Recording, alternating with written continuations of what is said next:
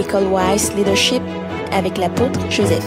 Ici, nous sommes dans le test. Donc, si je prends le premier morceau, c'est Hébreux 7, versets 1 à 12. On dit certaines choses sur la personne de Melchisédek. Lisez-moi le verset 7. Qu'est-ce que ça dit? Or, c'est sans contredit l'inférieur qui est béni par le supérieur. Voilà.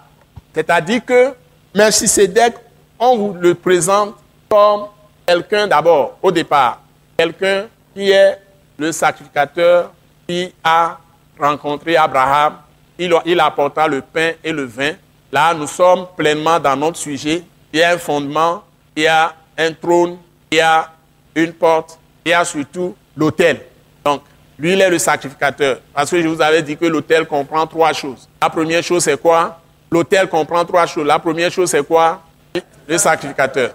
La deuxième chose, le sacrifice. Donc, le vin que Melchisédek, ou le pain et le vin que Melchisédek a apporté, prophétisait quoi? Prophétisait le corps crucifié de Jésus et le sang de Jésus qui a été répandu pour nous, pour effacer nos péchés. Donc, et il annonçait en même temps Christ qui est le trône, qui est le roi, le roi.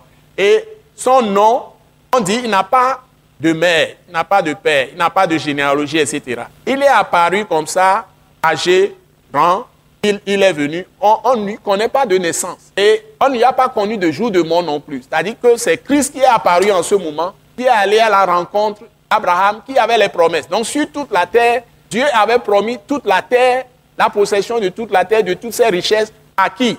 Abraham. Et à sa postérité. Il n'a pas dit à ses descendants. Il a dit à sa postérité. Donc, à une personne qui va venir. Vous nous suivez? Tout ça, c'est dit dans Galates chapitre 3 et chapitre 4. Vous êtes d'accord? Nous avons vu beaucoup de choses déjà. Donc, on prophétisait Jésus. Donc, on prophétisait le roi, le trône. Il y a le trône là-bas. Et le fondement, c'est tout ce qui est expliqué. Toutes les paroles qui sont données, c'est ça le fondement. Et puis, l'autel, c'est que Christ va mourir, il va dresser l'autel de la croix. Et c'est à cet autel que nous allons, et la Bible l'appelle l'autel de quoi? L'autel de la croix, c'est en même temps l'autel de quoi? L'autel de la grâce. Acclamez le Seigneur pour le frère. L'autel de la grâce. Vous voyez? Donc, merci beaucoup. On l'appelle aussi l'autel de la grâce. L'autel de la croix que Jésus a dressé sur le mont Calvaire, on l'appelle aussi l'autel de la grâce. Et quand nous prions, nous autres, au nom de Jésus, nous allons à quel autel? Nous allons à quel autel? À l'autel de la grâce. C'est ça. N'oubliez pas, c'est encore l'autel de la croix de Christ. Donc, et la porte, c'est encore lui, Jésus. Dans Jean 10, il dit, je suis la porte. Ça veut dire que c'est par lui que vous passez pour entrer dans le ciel. Vous voyez tout ça. Donc, tout ça, c'est dedans. Donc, ce Melchisédek-là, c'est Christ, c'est le Christ qui est apparu. Donc, et quand il est venu maintenant en personne, il a continué, la sacrificature qu'il avait administrée à Abraham, en lui apportant le pain et le vin, et en le bénissant. Et on dit que c'est le supérieur qui bénit l'inférieur. Donc, il n'y a pas sur la terre un plus grand que Abraham. Ce ne peut être que Dieu qui est venu à sa rencontre, qui l'a béni. Vous voyez? Vous me suivez?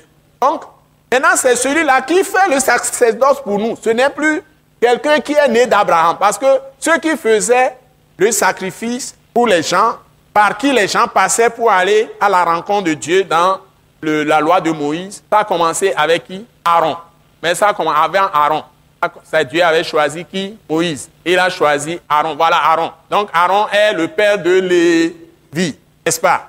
Mais Lévi est venu avant Aaron et Moïse. Donc Aaron et Moïse sont tous les deux fils de Lévi. Donc Lévi était fils d'Abraham. Vous me suivez? J'explique ça ici. Donc il y a d'abord Abraham. Et Abraham a engendré des gens. Abraham a engendré d'abord Isaac. Ismaël n'est pas dans la lignée. Le fils promis, c'est Isaac. Et puis Isaac maintenant a engendré Jacob. Et justement maintenant, c'est Jacob qui va engendrer Ruben d'abord. Ensuite, il a engendré Siméon. Après, il a engendré qui? Lévi, voilà. Lévi qui nous intéresse. Donc, c'est Lévi maintenant qui a engendré Moïse et Aaron. Merci beaucoup. Maintenant, on est dans notre enseignement. C'est pourquoi on dit, ça là, c'est le sacerdoce lévitique. le sacerdoce lévitique. Vous nous suivez? Donc, le sous-principe, ou bien la sous-vérité, dans ce que nous disons, la Bible nous dit que déjà, c'est le supérieur qui bénit l'inférieur. Donc, nous avons une autre vérité, principe. Vous suivez? Une vérité et un principe. Si je suis dans cette vérité, principe, la Bible me dit que le sacerdoce de Christ, ou sacerdoce selon l'ordre de Melchisédek, est supérieur au sacerdoce lévitique. Donc, est supérieur au sacerdoce lévitique. Donc, il y a une suprématie, donc supériorité du sacerdoce de Christ ou sacerdoce selon l'ordre de Melchisédek. Est supérieur au sacerdoce lévitique. Parce que c'est l'inférieur qui est béni par le supérieur. Et ça, nous le trouvons dans le verset 7. Vous mettez en bas, confère, Hébreux 7, verset combien? 7. Vous voyez? Donc, voilà notre vérité, principe numéro 2. Donc, si vous êtes en train de vous approcher de Dieu aujourd'hui, ça va nous encourager. Je voudrais que vous jubiliez là. Vous voyez ce que Philippe a dit, par exemple, que Josué a arrêté le soleil. Et c'est sous quel sacerdoce? C'est sous quel sacerdoce? Lévitique. S'il a pu faire ça, alléluia, vous êtes tous bénis. Donc, requête de prière B2. Donc, moi j'ai une requête. Que le Seigneur nous donne du discernement. De savoir que nous avons une meilleure position de force que les gens qui étaient sous l'ancienne alliance. Que Dieu nous donne du discernement. De savoir que nous avons une position de force supérieure ou une position de puissance supérieure à celle de ceux qui étaient dans l'ancienne alliance. Maintenant, la prière, c'est toi. Nous ne pouvons que faire quoi à Dieu? Qu'est-ce que vous allez me proposer? Prière. Qu'est-ce qu'on peut dire à Dieu? On ne peut que dire à Dieu merci. Merci de nous avoir mis dans cette position du sacerdoce de Christ Jésus, notre souverain sacrificateur, selon l'ordre de Melchisédek. C'est très important. Alléluia. Ce message de l'apôtre Joseph Kodouak Bemehin vous est présenté par le mouvement de réveil d'évangélisation, Action toute âme pour Christ international, Attaque internationale. Pour plus d'informations et pour écouter d'autres puissants messages, merci de nous contacter au numéro indicatif 228 90 04 46 70 ou de visiter le site web atacinternational.org. Soyez bénis en Jésus-Christ.